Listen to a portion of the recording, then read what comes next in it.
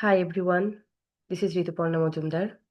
As a part of Assessment 3 Part B, today I will be presenting on effective teaching in early childhood education, drawing from my personal experiences, academic studies, and early years learning frameworks.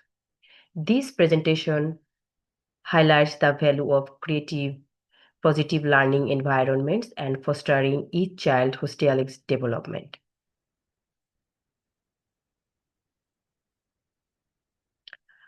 Now the question is, what can be effective teaching?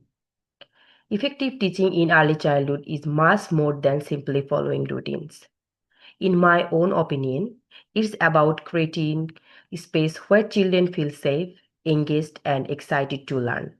This includes focusing on social skills, encouraging problem solving, and teaching respect for others. Early years are critical for development, and educators must apply policies and practices that support children as these fundamental stage.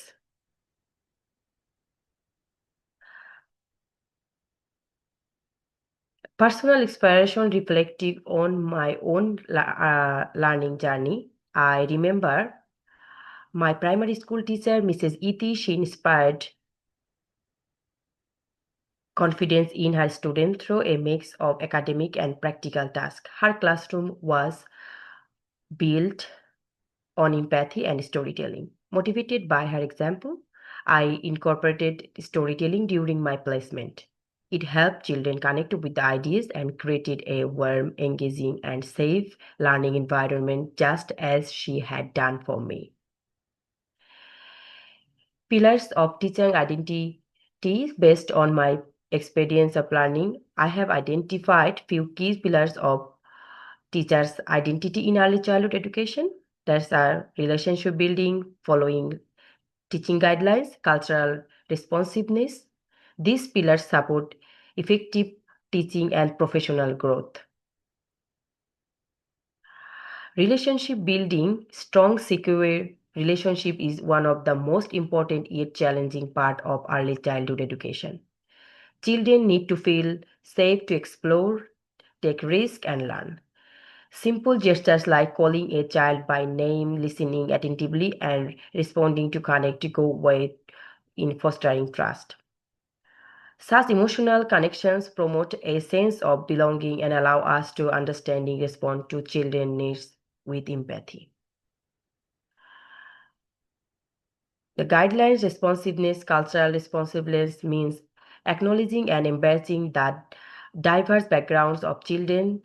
The ULF emphasizes that every child must be treated with respect and equity, regardless of culture, language, or identity. This can be especially challenging when children speak different languages or come from unfamiliar backgrounds.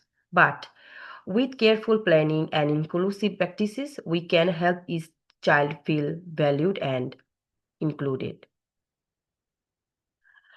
Adapting to the individual needs, as educators, we must be flexible with willing to adapt methods to suit the unique needs for children. This means creating culturally safe spaces using inclusive language and finding ways to involve every child in learning. We must ensure that language barriers don't become learning barriers.